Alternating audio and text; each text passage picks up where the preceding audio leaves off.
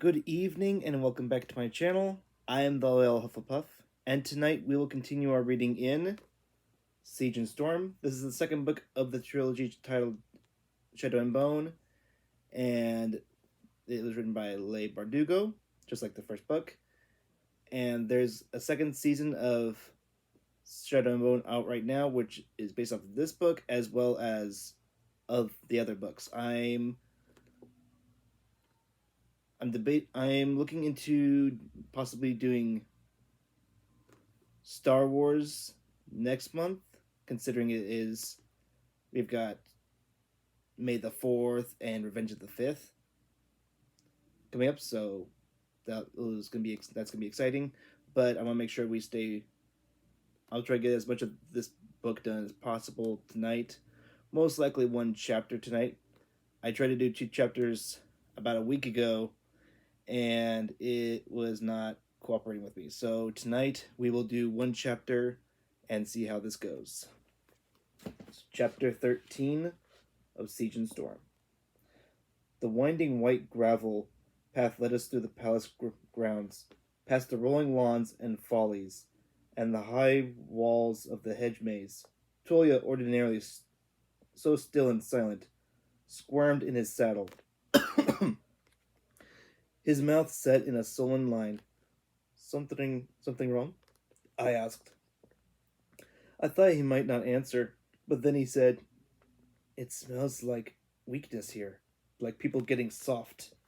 I shot a glance at the giant warrior. Everyone is soft compared to you, Tulia. Tamar could usually be counted upon to laugh off her brother's moods, but she surprised me by saying, "He's right. This place feels like it's dying."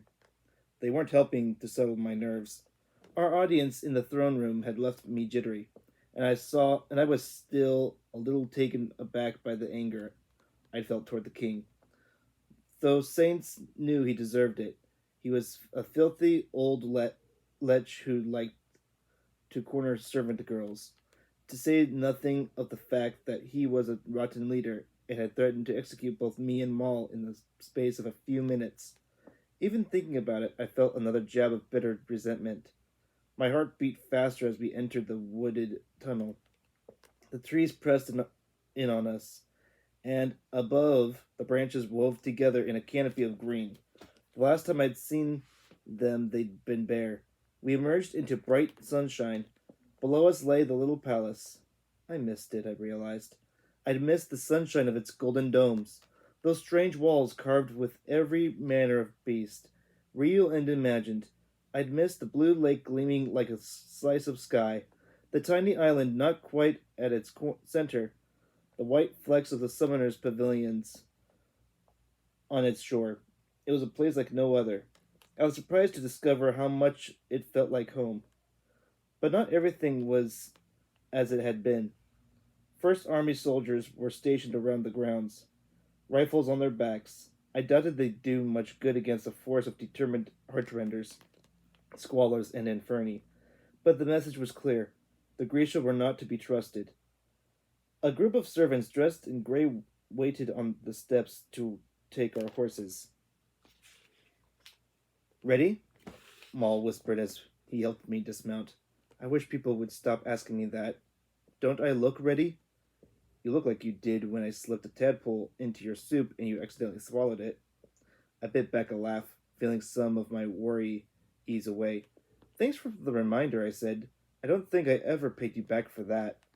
I paused to smooth the folds of my kefta, taking my time in the hope that my legs would stop trembling. Then I climbed the steps, the others trailing behind me. The servants flung the doors open wide, and we stepped inside. We passed through the cool dark of the entry chamber and into the hall of the Golden Dome. The room was a giant hexagon with the proportions of a cathedral. Its carved walls were inlaid with mother of pearl and topped by a massive golden dome that seemed to float above us at an impossible height. There were 4 tables arranged in a square at the center of the room, and that was where the Grisha waited. Despite their diminished numbers, they still kept to their orders, sitting or standing in tightly clustered groups of red, purple, and blue. They do love their pretty colors, grumbled Tulia. Don't give me any don't give me any ideas, I whispered. Maybe I'll decide my personal guard should wear bright yellow pantaloons. For the first time I saw an expression very much like fear cross his face. We walked forward, and most of the Grisha rose. It was a young group, and with a twinge of unease, I realized that many of the older and more experienced Grisha had chosen to defect to the Darkling, or maybe they'd just been wise enough to run. I had anticipated that not many Corporal Key would remain. They'd been the highest ranking Grisha, the most valued fighters, and closest to the Darkling. There were still several familiar faces. Sergei was one of the few heartrenders who had decided to stay. Marie and Nadia stood with the Ithroalki. I was surprised to see David slouching in his seat at the Martorelki table. I knew he had qualms about the Darkling, but that hadn't stopped him from sealing the stag's collar around my neck. Maybe that was why he wouldn't look at me. Or maybe he was just eager to get back to his workshop. The Darkling's ebony chair had been removed. His table sat vacant. Sergei was the first to step forward. Alina Starkov, he said tightly, I'm pleased to welcome you back to the little palace. I noted that he didn't bow. Tension swelled and pulsed in the room like a living thing. Part of me belonged to shatter it. It would be easy. I could smile, laugh, embrace Marie and Nadia. Though I'd never quite belonged here, I'd made a decent show of it. It would be a relief to pretend that I was one of them again, but I remembered Nikolai's warnings and restrained myself. Weakness is a guise. Thank you, Sergei, I said, deliberately informal. I'm glad to be here. There have been rumors of your return, he said, but just as many of your death. As you can see, I'm alive and as well as can be expected after weeks of travel on the Vi. It's said you arrived in the company of the king's second son, said Sergei. There it was, the first challenge. That's right, I said pleasantly. He aided in my battle with the Darkling. A stir went through the room. On the fold? Sergei asked in some confusion. On the true sea, I corrected. A murmur rose from the crowd. I held up my hand, and to my relief, they fell silent. Get them to follow the little orders, and they'll follow the big ones. I have plenty of stories to tell and information to impart, I said, but that can wait. I've returned to Alta with a purpose. People are talking of a wedding, Sergei said. Well, Nikolai would be thrilled. I didn't come back here to be a bride, I said. I've returned for a single reason. That wasn't entirely true, but I wasn't about to discuss the third amplifier in a room packed with Grisha of dubious loyalty. I took a breath. This was it. I've returned to lead the Second Army. Everyone began talking at once. There were a few cheers, some angry shouts. I saw Sergei exchange a glance with Marie. When the room quieted, he said, We expected as much. The king has agreed that I will hold command. Temporarily, I thought, but did not say. Another wave of shouts and chatter broke out. Sergei cleared his throat. Alina, you are the Sun Summoner, and we're grateful for your safe return, but you aren't qualified to run a military campaign. Qualified or not, I have the king's blessing. Then we will petition the king. The Koprolki are the highest-ranking Grisha and should lead the Second Army. According to you, bloodletter. As soon as I had heard that silky voice, I know who it belonged to, but my heart still lurched when I caught sight of her raven's wing hair. Zoya stepped through the crowd of Ithralki, her lithe from the swathed in blue summer silk that made her eyes glow like gems, disgustingly long-lashed gems. It took everything in me not to turn around and watch Mal's reaction. Zoya was the Grisha who had done all she could to make my life miserable at the little palace. She'd sneered at me, gossiped about me, and even broken 2 of my ribs.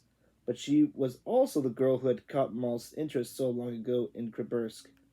I wasn't sure what had happened between them, but I doubted it was just lively conversation.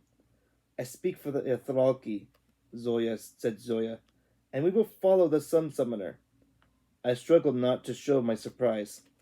She was the last person I'd expected to support me. What game might she be playing? Not all of us, Marie piped up weakly. I knew I shouldn't be surprised, but it still hurt. Zoya had Zoya gave a disdainful laugh.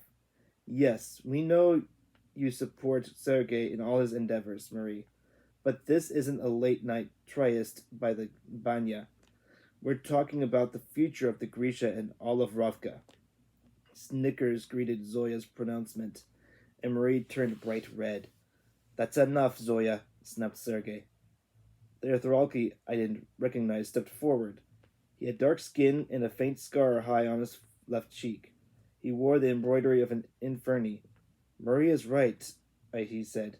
You don't speak of all for all of us, Zoya said. Sorry, you don't speak for all of us, Zoya. I'd prefer to see an Erthralki at the head of the Second Army, but it shouldn't be her.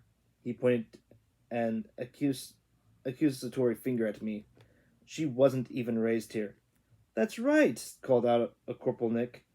She's been a Grisha less than a year. Grisha are born, not made, growled Tolya. Of course, I thought with an internal sigh, he would choose now to come out of his shell. And who are you? Asked Sergei, his natural arrogance showing through. Tolya's hand went to his curved sword. I am Tolya, Yul Batar. I was raised far from the corpse of a palace, and I'd been happy to prove that I can stop your heart. You're Grisha? Sergei asked incredulously. As much as you are, replied Tamar, her gold eyes flashing. And what about you, Sergei asked Maul. I'm just a soldier, Maul replied, moving to stand beside me. Her soldier. As we all, added Fedior. We return to Alta to serve the Sun Summoner, not some posturing boy. Another Corporal Nick got to his feet. You're just one more coward who fled when the Darkling fell. You have no right to come here and insult us. And what about her? Cried another squaller. How do we know she isn't working with the Darkling? She helped him destroy Novokrobursk. And she shared his bed, shouted another. Never deign to deny, said Nikolai's voice in my head. Just what is your relationship with Nikolai Lantsov? Demanded the fabricator. What was your relationship with the Darkling? Came a shrill voice. Does it matter? I asked coolly. But I could feel my control slipping. Of course it does, said Sergei. How can we be sure of your loyalty? You have no right to question her, shouted one of the summoners. Why? Retorted a healer. Because she's a living saint? Put her in a chapel where she belongs, someone yelled. Get her and her rabble out of the little palace. Tolya reached for his sword. Tamar and Sergei both raised their hands. I saw Marie draw her flint and felt the swirl of summoner winds lift the edges of my kefta. I thought I'd been ready to face them, but I wasn't prepared for the flood of rage that coursed through me. The wound in my shoulder throbbed, and something inside me broke free. I looked at Sergei's sneering face, and my power rose up with clear and vicious purpose. I raised my arm. If they needed a lesson, I would give it to them. They could argue over the pieces of Sergei's body. My hand arced through the air, slicing toward him. The light was a blade honed sharp by my fury. At the last second, some sliver of sanity pierced the buzzing haze of my anger. No, I thought in terror as I realized what I was about to do. My panicked mind reeled. I swerved and threw the cut high. A resounding crack shook the room. The Grisha screamed and backed away, crowding against the walls. Daylight poured in through a jagged fissure above us. I'd split the golden dome open like a giant egg. A deep silence followed as every Grisha turned to me in terrified disbelief. I swallowed, astonished by what I've done, horrified by what I'd almost done. I thought of Nikolai's advice and hardened my heart. They mustn't see my fear. You think the Darkling is powerful? I asked, startled by the icy clarity of my voice. You have no idea what he is capable of. Only I have seen what he can do. Only I have faced him and lived to tell about it. I sounded like a stranger to my own ears, but I felt the echo of my power vibrating through me, and I pushed on. I turned slowly, meeting each stunned gaze. I don't care if you think I'm a saint or a fool or the Darkling's whore. If you want to remain at the little palace, you will follow me. And if you don't like it, you will be gone by tonight, or I will have you in chains. I am a soldier. I am the Sun Summoner, and I'm the only chance you have. I strode across the room and threw open the doors to the Darkling's chambers, giving a silent thanks that they weren't locked. I walked blindly down the hall, unsure of where I was going, but eager to get far from the domed hall before anyone saw that I was shaking. By luck, I found my way to the war room. Maul entered behind me, and before he shut the door, I saw Tolya and Tamar taking up their posts. Fadir and the others must have remained behind. Hopefully they'd make their own peace with the rest of the Grisha, or maybe they'd all just kill each other. I paced back and forth in front of the ancient map of Ravka that ran the length of the far wall. Maul cleared his throat. I thought that went well. A hysterical hiccup of laughter escaped my lips. Unless you intended to bring the whole ceiling down on our heads, he said, then I guess it was just a partial success. I nibbled my thumb and continued pacing. I had to get their attention. So you meant to do that? I almost killed someone. I wanted to kill someone. It was the Domor Sergei, and Sergei would have been a lot tougher to patch up. Not exactly, I admitted. Suddenly, all the energy went out of me. I collapsed into a chair by the long table and rested my head in my hands. They're all going to leave, I moaned. Maybe, Maul said, but I doubt it. I buried my face in my arms. Who am I kidding? I can't do this. This is like some kind of bad joke. I didn't hear anyone laughing, Maul said. For someone who has no idea what she's doing, I'd say you're managing pretty well. I peered up at him. He was leaning against the table, arms crossed, and the ghost of a smile playing over his lips. Maul, I put a hole in the ceiling. A very dramatic hole. I let out a huff somewhere between a laugh and a sob. What are we going to do when it rains? We are what we always do, he said. Keep dry. A knock came at the door, and Timar poked her head in one of the servants. One of the servants wants to know if you'll be sleeping in the Darkling's chambers. I knew I would have to. I just wasn't looking forward to it. I rubbed my hands over my face and heaved myself out of the chair. Less than an hour at the little palace, and I was already exhausted. Let's go take a look. The Darkling's quarters were just down the hall from the war room. A charcoal-clad servant led us into a large and rather formal common room, furnished with a long table and a few uncomfortable-looking chairs. Each wall was set with a pair of double doors. These led to a passage that will take you out of the little palace, moi servigne, the servant said, gesturing to the right. She pointed to the doors on the left and said, those lead to the guards' quarters.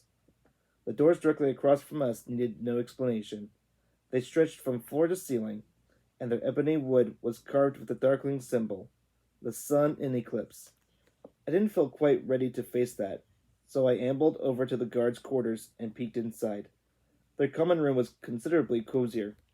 It had a round table for playing cards, and several overstuffed chairs were set around a small tile oven for keeping warm in the in the winter.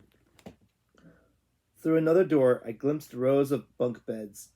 I guess the Darkling had more guards, said Tamar. Lots more, I replied. We could bring on some others. I thought about it, said Maul, but I don't know it's necessary, and I'm not sure who we can trust. I had to agree. I'd put a certain amount of faith in Tolya and Tamar, but the only person I really felt sure of was Maul.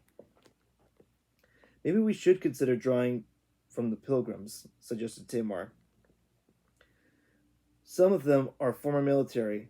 There must be a few good fighters among them. and they'd certainly lay down their lives for you. Not a chance, I replied. The king would hear one whispered, Sancta Alina, and have my neck in a noose. Besides, I'm not sure I want to put my life in the hands of someone who thinks I can rise from the dead. We'll make do, said Maul. I nodded. All right. And can someone see about having the roof fixed? Matching grins broke out on Tolia's and Tamar's faces. Can't we leave it the way for just a few days? No, I laughed. I don't want the whole thing caving in on us. Talk to the fabricators. They should know what to do. I ran my thumb over the raised ridge of flesh that ran the length of my palm. But don't let them make it too perfect, I added. Scars made good reminders. I returned to the main common room and addressed the servant hovering in the doorway. We'll eat here tonight, I said. Will you see about trays? The servant raised her brows, then bowed and scurried off. I winced. I was supposed to issue commands, not ask questions. I left Maul and the twins discussing a schedule for the watch, and crossed to the ebony doors. The handles were two thin slivers of crescent moon made of what looked like bone. When I took hold of them and pulled, there was no creak or scrape of hinges. The door slid open without a sound. A servant had lit the lamps in the Darkling's chamber. I surveyed the room and let out a long breath. What had I been expecting? A dungeon? A pit? That the Darkling slept suspended from the branches of a tree? The chamber of a hexagonal was hexagonal, its dark wood walls carved into the illusion of a forest crowded with slender trees.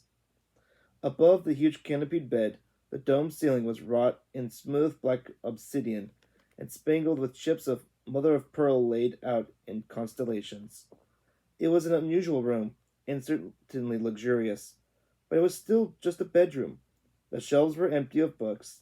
The desk and dressing table were bare. All his possessions must have been taken away, probably burned or smashed to bits. I suppose I should have been glad the king hadn't torn the entire little palace down. I walked to the side of the bed and smoothed my hand over the cool fabric of the pillow. It was so good to know some part of him was still human, that he laid his head down to rest at night like everyone else. But I could really sleep in his bed. But could I really sleep in his bed beneath his roof? With a start, I realized that the room smelled like him. I had never even noticed that he had a scent. I shut my eyes and breathed deeply. What was it? The crisp edge of a winter wind, bare branches, the smell of absence, the smell of night. The wound at my shoulder prickled, and I opened my eyes. The doors to the chamber were shut. I hadn't heard them close. Alina. I whirled. The Darkling was standing on the other side of the bed. I clapped my hands over my mouth to stop my scream. This isn't real, I told myself. It's just another hallucination. Just like on the fold. My Alina, he said softly. His face was beautiful, unscarred, perfect. I will not scream, because this isn't real. And when they come running, there will be nothing to see. He walked slowly around the bed. His footsteps made no sound. I closed my eyes, pressed my palms against them, counted to 3, but when I opened them again, he was standing right before me. I will not scream. I took a step backward, felt the presence of the wall behind me. A choked sound squeaked free of my throat. I will not scream. He reached out. He can't touch me, I told myself. His hand will just pass through me like a ghost. It's not real. You cannot run from me, he whispered. His fingers brushed my cheek. Solid. Real. I felt them. Terror shot through me. I threw up my hands, and light blazed over the room in a brilliant wave that shimmered with heat. The Darkling vanished. Footsteps clattered in the room outside. The doors were thrown open. Maul and the twins charged in, weapons in hand. What happened? Tamar asked, scanning the empty room. Nothing, I said, forcing the word past my lips, hoping my voice sounded normal. I buried my hands in the folds of my kefta to hide their trembling. Why? We saw the light and, just a bit gloomy in here, I said. All the black. They stared at me for a long moment. Then Tamar looked around. It is pretty grim. You may want to think about decorating. Definitely on my list. The twins took another glance around the room, and then headed out the door. Toya already grumbling to his sister about dinner. Maul stood in the doorway, waiting. You're shaking, he said. I knew he wouldn't ask me to explain this time. He shouldn't have had. He shouldn't have had to. I should have offered him the truth without having to be asked. But what could I say? That I was seeing things? That I was mad? That we would never be safe, no matter how far we ran? That I was as broken as the Golden Dome? But something far worse than daylight had crept inside of me. I stayed silent. Maul gave a single shake of his head, then simply walked away. I stood alone in the center of the Darkling's empty rooms. Call to him, I thought desperately. Tell him something. Tell him everything.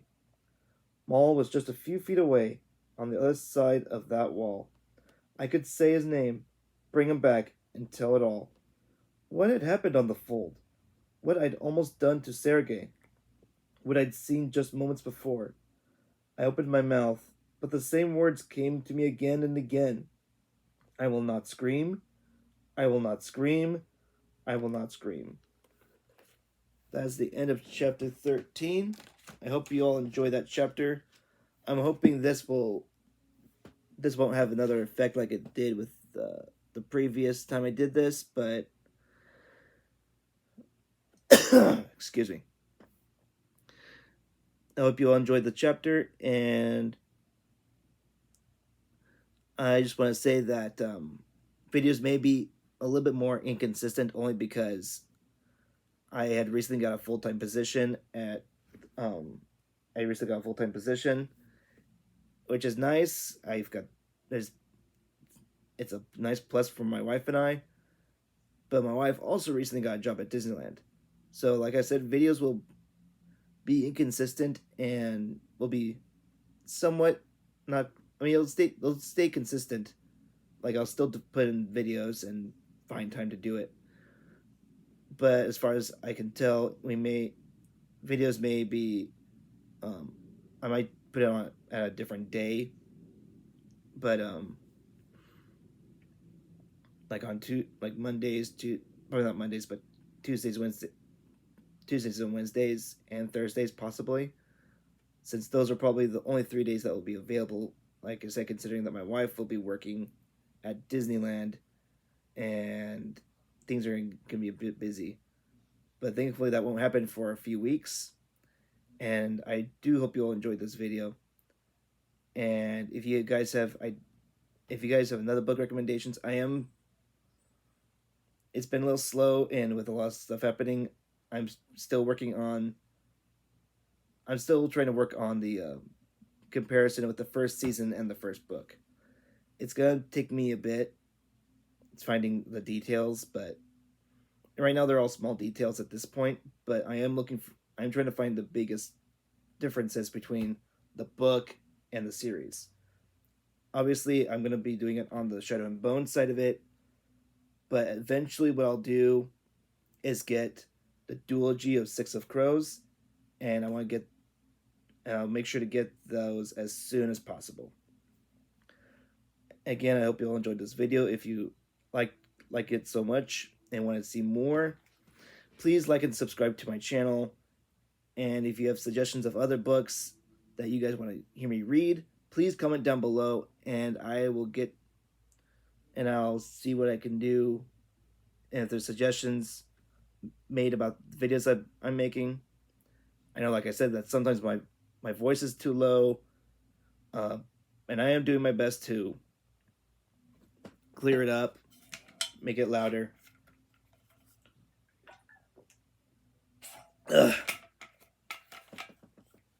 So in future videos I will be making my voice a little bit more louder, and I'll do my best to keep as consistent as possible with these videos. So again, I hope you all enjoyed it, and we'll see you all in the next video.